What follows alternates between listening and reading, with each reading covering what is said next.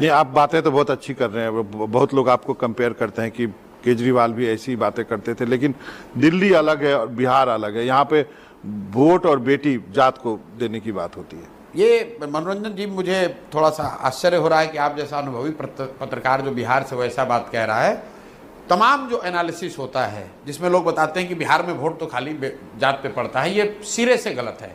आप देश भर की राजनीति कवर करते हैं, आप मुझे बताइए कि क्या खाम तेरी क्षत्रिय हरिजन आदिवासी मुसलमान गुजरात में नहीं है? क्या लिंगायत बुक्का लिग्गा कर्नाटक में नहीं है?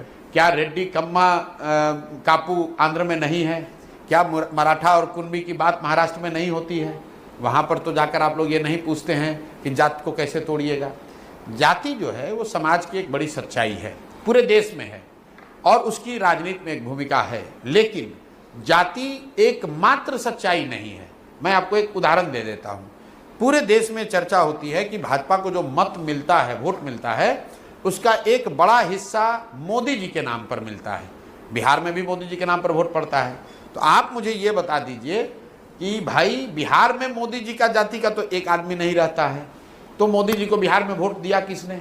क्योंकि आपने कहा कि लोग यहाँ पर तो कहते हैं कि ओबीसी है, वैश्य है, तेली है। ओके, तो क्या आपको लगता है कि मोदी जी को सिर्फ ओबीसी वोट दे रहा है? नहीं।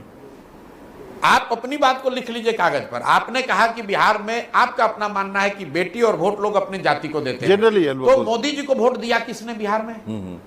इसी तरीके से आप लोग कहते हैं MY समीकरण, मुसलमान और यादव, तो भाई जो मुसलमान वो वोट देता है लालू जी को, ऐसा लोगों का मानना है। एक मिनट, इन जनरल बोलते हैं, ऐसा नहीं है कि अब वो जेडीयू को भी देता है। आप अच्छी तरह जानते हैं। जनरली सुन लीजिए। तो अगर ज्यादातर मुस्लिम समाज के लोग राजद को वोट देते हैं तो जाति के नाम पर नहीं दे रहे हैं। वो क्यों दे रहे हैं?